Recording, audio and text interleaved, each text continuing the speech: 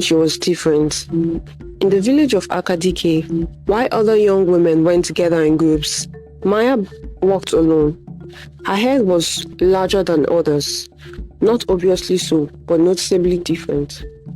The village children would point and whisper, and sometimes, when they thought she couldn't hear, they would call her Calabash Head or Big Head Maya. Maya didn't mind. She had learned long ago that being different meant seeing things others couldn't see. On the morning that changed everything, Maya was drawing water from the village well when she heard the drums. Not the usual talking drums that announce birth or death, but royal drums. The entire village stopped what they were doing and rushed toward the sound. "The prince!" someone shouted. "Prince Adiele is coming!" Maya's heart skipped. Prince Adiele was the son of the great Oba of the neighboring kingdom. Stories of his beauty and arrogance had traveled far, but no one in Akadike had ever seen him. Why would royalty come to their small village? She thought. She followed the crowd to the village square. When Prince Adiele emerged from his caravan, Maya understood why the story spoke of his beauty. He was tall and huge, with skin like polished ebony and eyes that sparkled with intelligence. "People of Akadike," the prince announced, his voice carrying across the square. "I have come seeking a bride. My father has decreed that I must marry, and I have heard that your village has many beautiful daughters." The crowd murmured excitedly. To have a daughter married to a prince was the highest honor any family could hope for. "I will choose my bride through a contest," Prince Adiele continued. "Tomorrow at sunrise, all unmarried women will gather here, and I will select the most beautiful among you to be my wife. Get ready." The next day, Maya sat outside her mother's hut, grinding pepper for the next day's soup, when she heard footsteps. "You are Maya?" the kind-looking guard asked calmly. "How do you know my name?" I know many things, that's not the point. My name is Emeka. I said Prince Adiele, you should have seen me yesterday." But he hesitated, looking around nervously. "I also serve something higher. My conscience." Maya set down her grinding stone. "I don't understand." "Alright, the prince's last 3 wives. They all died mysteriously. The first fell off a cliff, the second drowned in a shallow river. The third simply vanished." "And why are you telling me all this?" "Because tomorrow she will choose you. I know that." Maya laughed bitterly. "Me? Are you blind? Even if you are, the prince isn't. Why will he leave Adana and Gechi and the other pretty girls to choose me?" "You don't understand, do you? The prince doesn't choose beauty. That's just a facade. He chooses power. And you, Maya, have power. So, why are you being so funny? What power? I'm just farmer's daughter."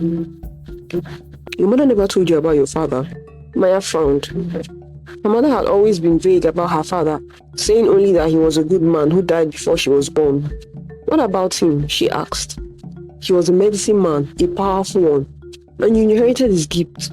Your large head is not a deformity, it's a sign. You can see things others cannot. And the prince knows this.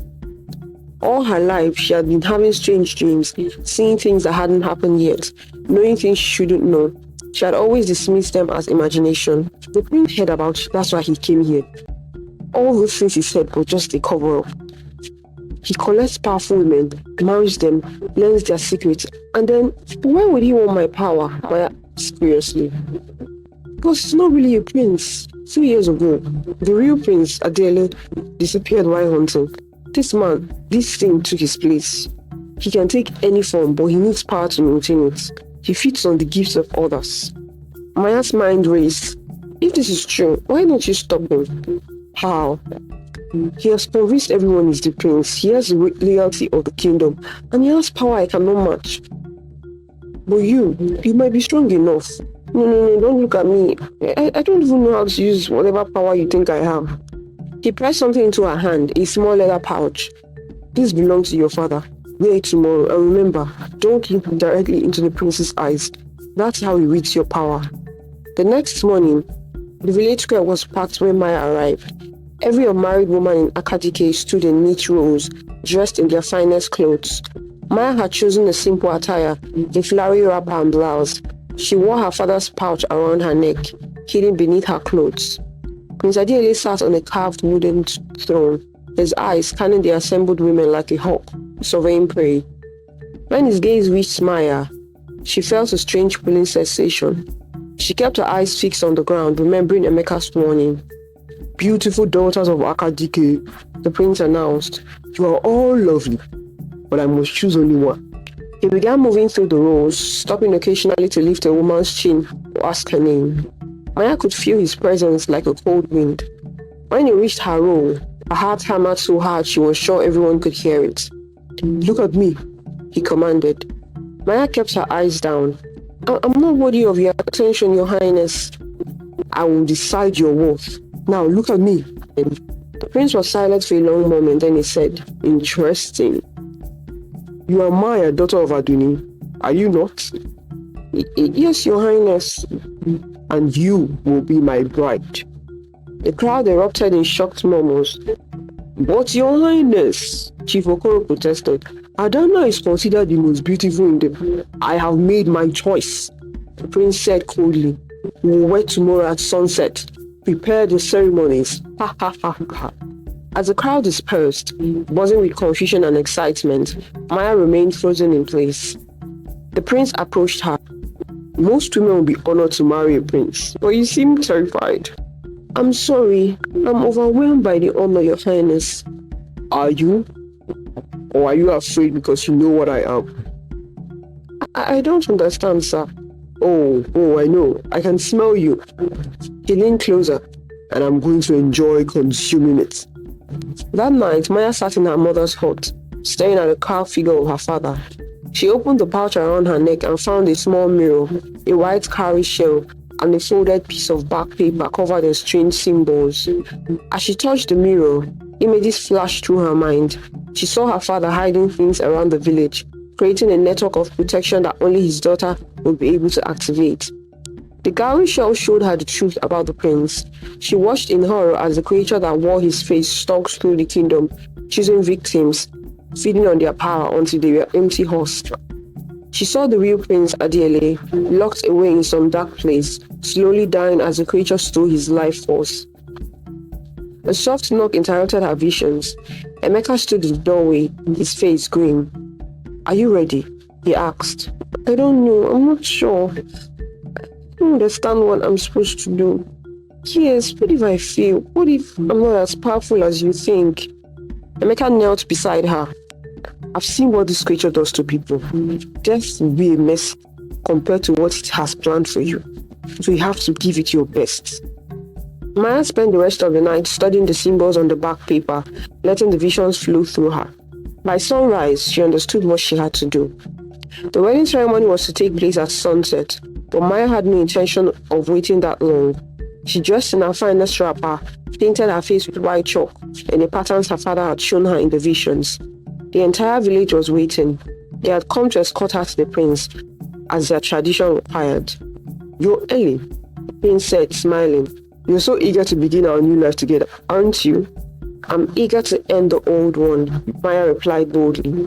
She reached into her pouch and pulled out the mirror, holding it up so that it caught the morning light. The reflection it cast wasn't of the prince's beautiful face, but of something else. The crowd gasped and stepped back. Then the prince's smile faded. "Clever girl," he said, "but parlor tricks won't save you." "This isn't a trick," Maya said. "This is the truth. Show them what you really are."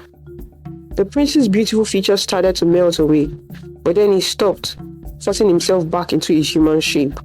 "You know nothing, child. I will consume you and your power will become mine forever." But his attack faltered as he began to shrink and dissolve. As the last of the stolen power left him, the real Prince Adiele materialized on the ground, gasping and weak but alive. "My prince!" Emeka shouted, tears streaming down his face as he rushed to the prince. "I thought we had lost you forever." The real Prince Adiele recovered slowly over the following weeks. He thanked Maya formally and offered her any reward she might desire. "I want nothing, Your Highness," Maya said. "I am content to return to my simple life." "Simple? You defeated a creature that had fooled an entire kingdom. You saved not just my life, but the lives of countless women who would have become his victims. "There is nothing simple about you, Maya." But Maya was already walking away, back to her mother's hut, back to her ordinary life. The village of Akadike was never quite the same after that day. The people looked at Maya with respect rather than pity.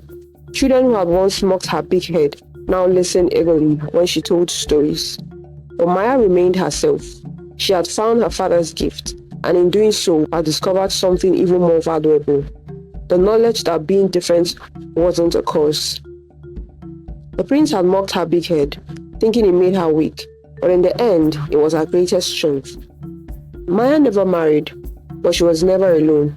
She became the village protector, the one people came to when darkness threatened.